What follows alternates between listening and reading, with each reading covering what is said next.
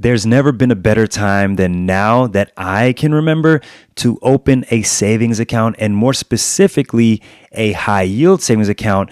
But unfortunately, there are those of you leaving comments telling me that banks have been denying your applications for high yield savings accounts. And so I personally did some research to find out some of the reasons that you might have been disqualified for, and I'm going to tell you what you can do about it. Let's start with the first reason that you might have been disqualified for a savings account. And I'm pretty sure this is not going to be any of you watching. And that reason is fraud. If you've committed fraud or have been part of some type of fraudulent activity as it relates to your savings or checking account, then there's a good chance that without question, this is going to be the main reason that you're going to be denied having a savings account. Now, there's not much for me to talk about fraud other than it's just not something that you want to do.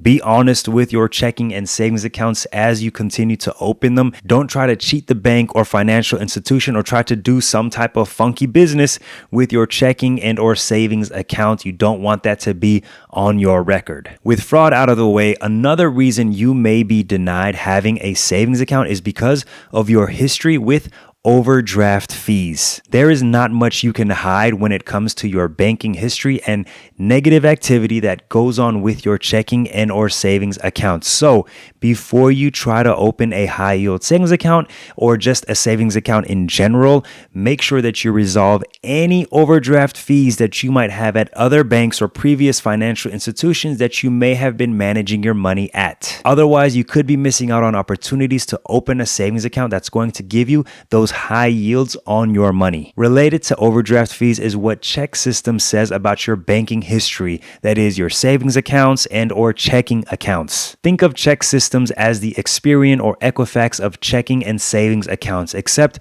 all that really gets reported apparently is negative information about you and your history with checking and savings accounts. So those overdraft fees that we just talked about will come up when a bank requests reports about you from ChexSystems. Another interesting report that is provided by ChexSystems is how many checking and savings accounts you've tried to open in the last 3 years apparently. So it's important to recognize that you really don't want to be opening 10, 12, 15 different savings accounts. Otherwise, you run the risk of not being eligible to have a savings account in the future with a bank that is offering some pretty good perks or some higher yields than we've probably seen in the past. I've said previously before, if you want to try out a few of these high yield savings accounts just to see which ones you do like, which ones are offering good customer service and a great experience, then do that. But it makes sense that you do not want to have so many different accounts open, because that's telling banks that you're just signing up for these accounts for the perks, for the offers that they're giving,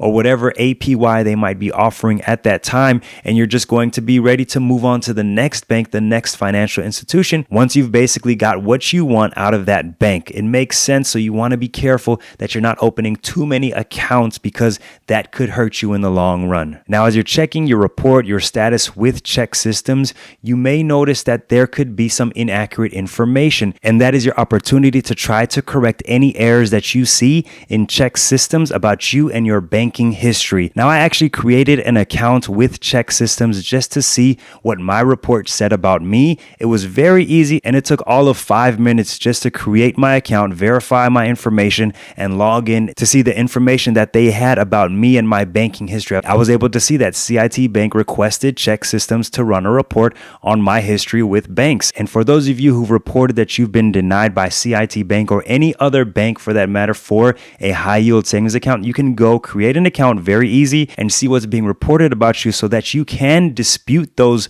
potential errors and correct those and get that account that you want to have with whatever bank or whatever financial institution that you're looking to have a savings account with. Another big reason that you might be denied a savings account could be that your identity could not be confirmed. Sometimes information about you could be wrong, like your address. Your name could be wrong, but if you go into ChexSystems, your your information there can be reviewed by you, and you should be able to make any corrections needed when it comes to you and your personal information. Now, another reason that could potentially affect your eligibility to have a savings account could be that you have a low credit score. If you have a poor credit score, that could ultimately be a reason why you would not qualify for a savings account. The research and all the articles that I've read suggest that this is not a common reason, but it's still one worth noting. Ultimately, going to checksystems.com to get information about your banking history before you apply for a high yield savings account or any other type of savings account for that matter could save you a lot of time in the future. You might even be able to request a report from the bank that denied you that savings account, so that way you know exactly why you were rejected and take care of that issue or resolve that problem right away. But if that bank doesn't provide you a reason or a report, it's definitely worth going to checksystems.com because that information might be available there. Now, even though you may be denied that high yield savings account, that does not mean you stop saving and investing for your future. The video on the screen is going to teach you more about investing. Click on it and I'll see you over there. Peace.